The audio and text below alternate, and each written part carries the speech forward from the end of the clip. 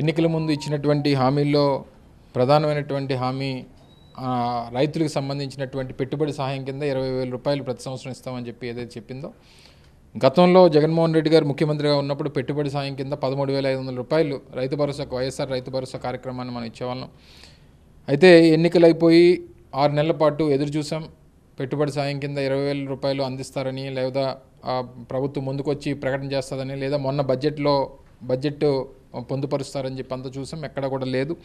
దాంతోపాటు ధాన్యం కొనుగోలుకు సంబంధించినటువంటి విషయంలో కూడా దళారులు తాలూకా చేతివాటం ఎక్కువైపోయి రైతులకు రావాల్సినటువంటి మినిమం సపోర్ట్ ప్రైస్ ఏదైతే ఉందో అది పూర్తిగా నిర్లక్ష్యం చేస్తూ కేవలం మిల్లర్లకి అలాగే మిగిలినటువంటి దళారులకి ఉపయోగపడేటువంటి విధంగా కనీసం చర్యలు తీసుకోకుండా రైతులకు అన్యాయం చేసేటువంటి ప్రభుత్వం మీద వీటన్నిటిని సంబంధించి, అలాగే క్రాప్ ఇన్సూరెన్స్కి సంబంధించినటువంటి ప్రధానమైనటువంటి 3 అంశాలకు సంబంధించినటువంటి దాంట్లో రాష్ట్ర వ్యాప్తంగా జగన్మోహన్ రెడ్డి గారి పిలుపు మేరకు ఈ నెల 13వ తారీఖున అన్నదాతకు అండగా అనేటువంటి కార్యక్రమం వైఎస్ఆర్సీపీ చేపట్టడం, రాష్ట్రంలో ఉన్నటువంటి అన్ని జిల్లా కలెక్టర్ కేంద్రాల్లో కూడా వినతి పత్రాన్ని ఇచ్చి రైతులు అలాగే పార్టీ నాయకులందరం కూడా కలిసి వెళ్ళి ప్రభుత్వం మీద ఒత్తిడి తీసుకొచ్చేటువంటి కార్యక్రమంలో భాగంగా ఈరోజు ఆ కార్యక్రమానికి సంబంధించినటువంటి ఒక పోస్టర్ను కూడా విడుదల చేయడం జరిగింది.